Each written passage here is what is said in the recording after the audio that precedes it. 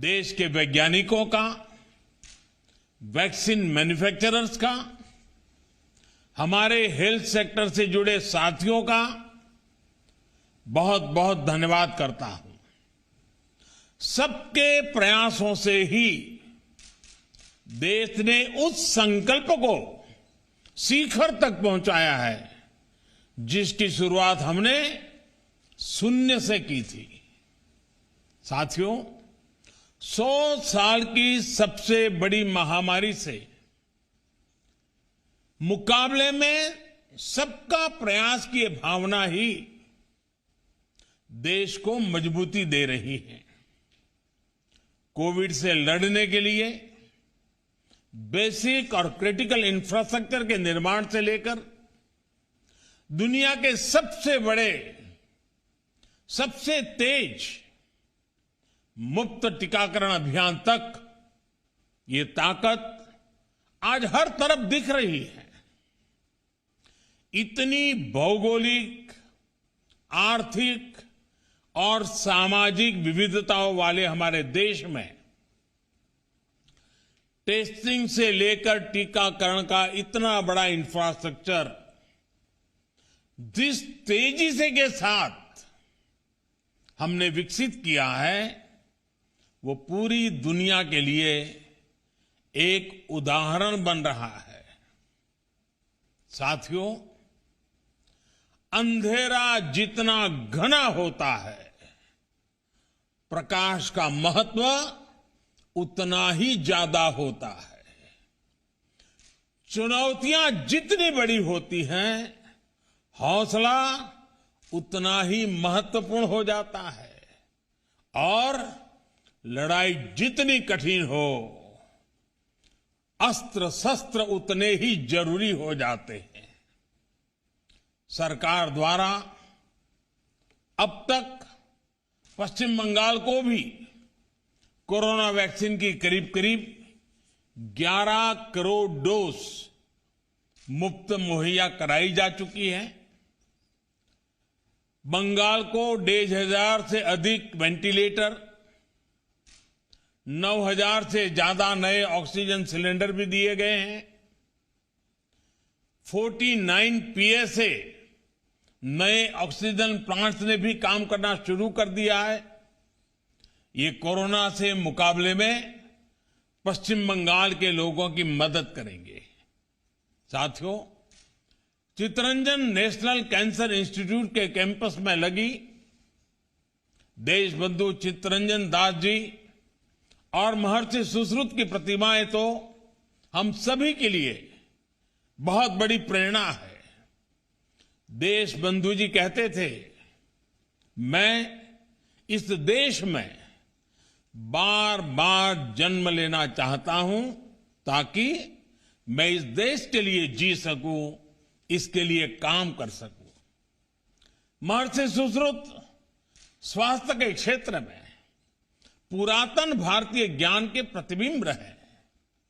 ऐसी प्रेरणाओं से बीते वर्षों में देशवासियों के स्वास्थ्य से जुड़े संपूर्ण समाधानों के लिए होलिस्टिक तरीके से काम हुआ है।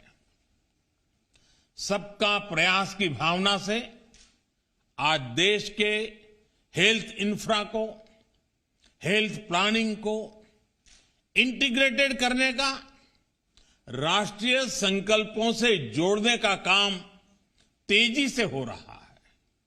हम हेल्थ सेक्टर में आज जो चुनौतियां हैं, उनसे निपटने के साथ साथ भविष्य को सुरक्षित बनाने के लिए भी निरंतर काम में जुटे हैं। वो वजह है जो बीमारियों का कारण बनती हैं, उन्हें दूर करने का प्रयास हो रहा है। बीमार होने की स्थिति में इलाज सस्ता और सुलभ हो, इस पर हमारी सरकार का ध्यान है। और उसके साथ ही डॉक्टर और मेडिकल इंफ्रा की कैपेसिटी का विस्तार करके स्वास्थ्य सेवाओं को बेहतर बनाया जा रहा है। साथियों, इसलिए अपने हेल्थ सेक्टर को ट्रांसफॉर्म करने के लिए देश आज preventive health, affordable health care, supply side intervention और मिशन मोड अभियानों को गति दे रहा है। प्रिवेंटिव हेल्थ केयर को yoga, Ayurveda, fit India movement, universal immunisation जैसे माध्यमों से प्रोत्साहित किया जा रहा है। स्वच्छ भारत मिशन और हर घर जल जैसी राष्ट्रीय योजनाओं से गांव और गरीब परिवारों को अनेक बीमारियों से बचाने में मदद मिल रही है। आर्सेनिक और दूसरे चरणों से जो पानी प्रदूषित होता है, देश के अनेक राज्यों में कैंसर का भी एक बड़ा कारण है।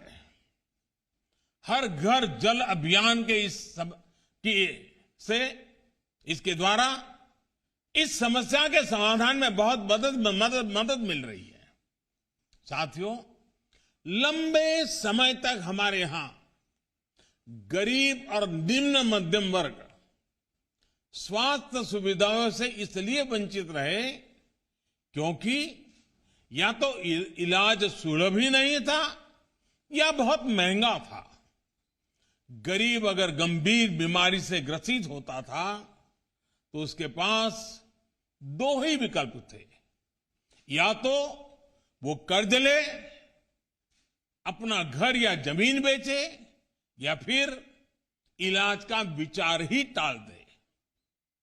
कैंसर की बीमारी तो ऐसी है जिसका नाम सुनते ही गरीब और मध्यम वर्ग हिम्मत हारने लगता है।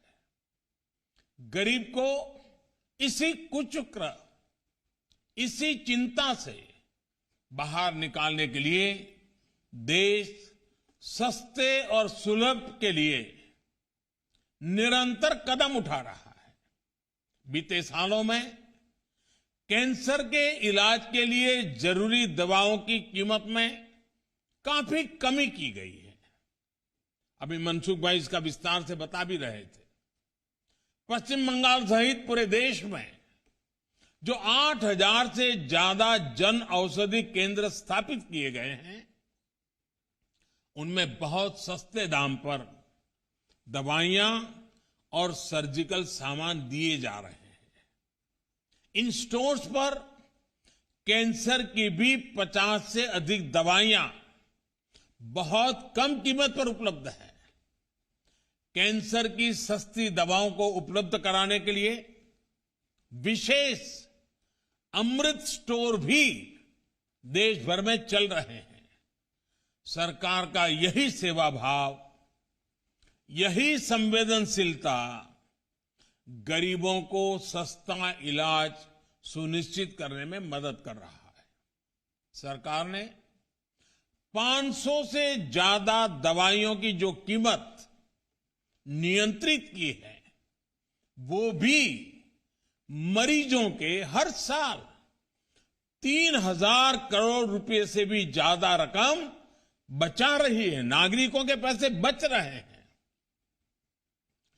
कोरोनरी स्टेंट्स की कीमत तो फिक्स किए जाने की वजह से हार्ट के मरीजों के हर साल 4,500 करोड़ रुपए से ज्यादा बच रहे हैं। सरकार ने नी इम्प्लांट्स की कीमत कम करने का जो निर्णय किया, उसका विशेष लाभ हमारे सीनियर सिटीजन्स को, हमारे बुजुर्ग माताओं बहनों को, पुरुषों को उसका लाभ हुआ है। इस वजह से बुजुर्ग मरीजों से 1,500 करोड़ रुपया हर वर्ष बच रहे हैं।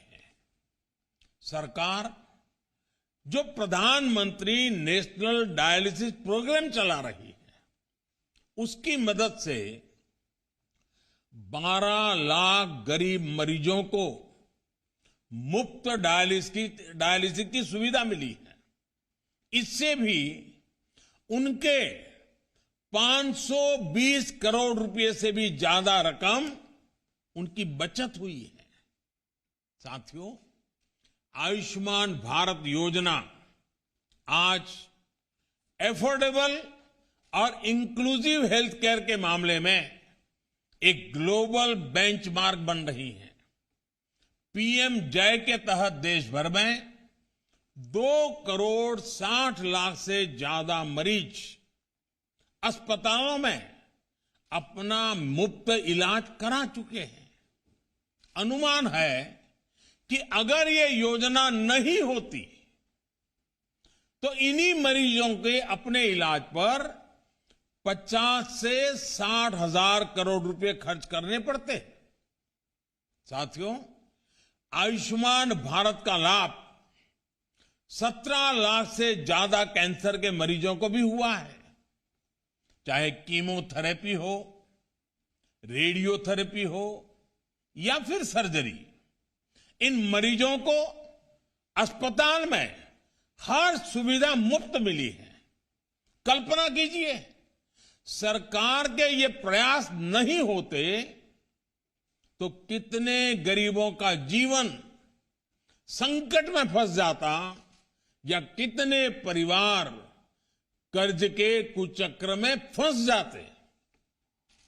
साथियों, आयुष्मान भारत सिर्फ मुफ्त इलाज का माध्यम पर नहीं है, बल्कि अर्ली डिटेक्शन, अर्ली ट्रीटमेंट, इसमें भी बहुत कारगर सिद्ध हो रही है।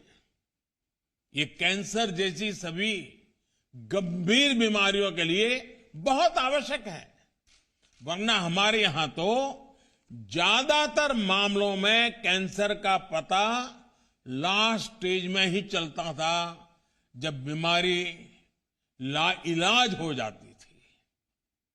इसी समस्या को दूर करने के लिए 30 वर्ष से अधिक आयु के साथियों में डायबिटीज, हाइपरटेंशन और कैंसर की स्क्रीनिंग पर बल दिया जा रहा है। आयुष्मान भारत योजना के तहत गांव-गांव में बन रहे हजारों हेल्थ एंड वेलनेस सेंटर इसमें आज बहुत उपयोगी सिद्ध हो रहे हैं। बंगाल में भी ऐसे 5,000 से ज्यादा हेल्थ एंड वेलनेस सेंटर बनाए गए हैं। देश भर में लगभग 15 करोड़ लोगों को ओरल, ब्रेस्ट और सर्वाइकल कैंसर के लिए स्क्रीन किया जा चुका है। स्क्रीनिंग के बाद जिनमें लक्षण दिखते हैं, उनके इलाज के लिए गांव के स्तर पर ही हजारों स्वास्थ्य कर्मियों को विशेष रूप से ट्रेन भी किया गया है। साथियों, एक और बहुत बड़ी समस्या हमारे हेल्थ सेक्टर की रही है, डिमांड और सप्लाई में बहुत बड़ा गैप। डॉक्टर और दूसरे हेल्थ प्रोफेशनल्स हो या फिर हेल्थ इंफ्रास्ट्रक्चर, डिमांड और सप्लाई के इस गैप को भरने के लिए भी देश में आज मिशन मोड पर काम हो रहा है। साल 2014 तक देश में अंडर ग्रेजुएट और पोस्ट ग्रेजुएट सीटों की संख्या 90,000 के आसपास थी। पिछले 7 सालों में इनमें 60,000 नई सीटें जोड़ी गई हैं। साल 2014 में हमारे यहां सिर्फ 6 एम्स होते थे।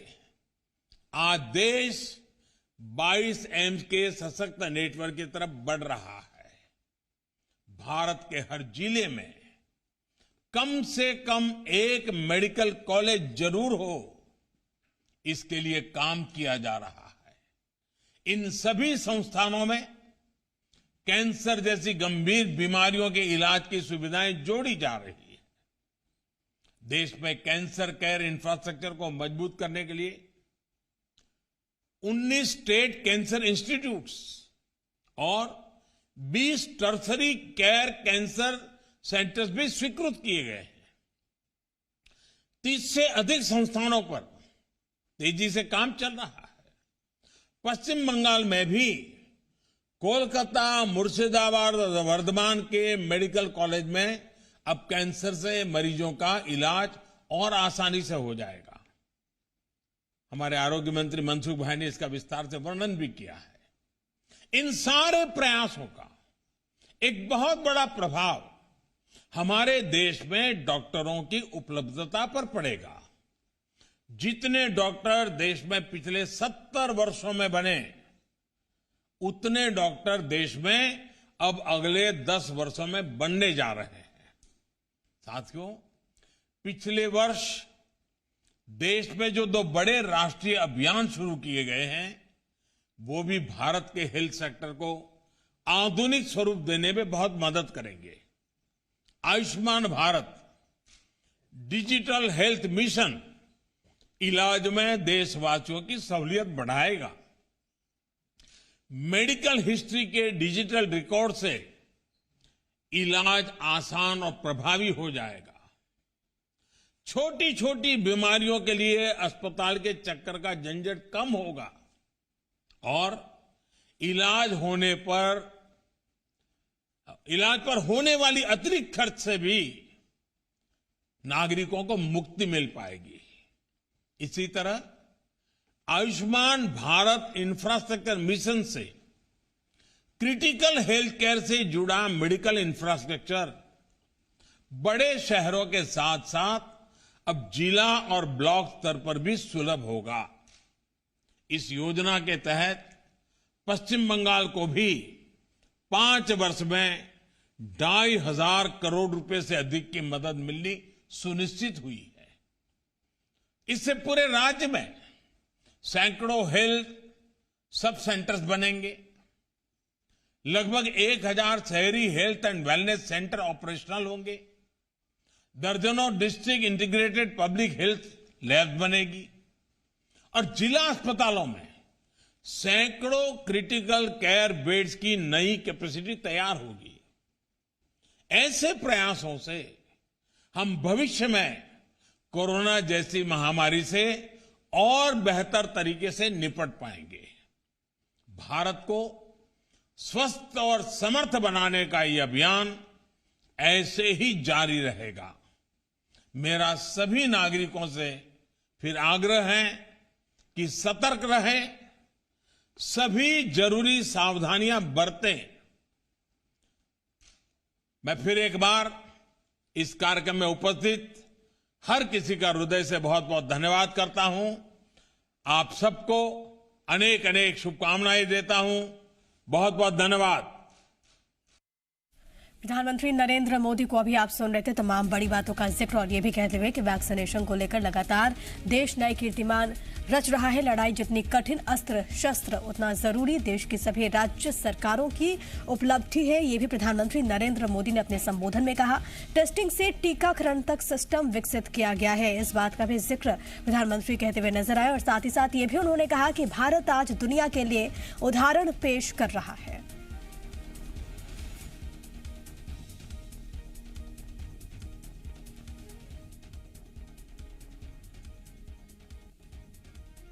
खबरों में बने रहने के लिए आप हमारे फेसबुक, ट्विटर और इंस्टाग्राम पेज को फॉलो कर सकते हैं। लेटेस्ट अपडेट के लिए आप हमारे यूट्यूब पेज को सब्सक्राइब भी कर सकते हैं और हाँ, बेल आइकन पर क्लिक करना ना भूलें।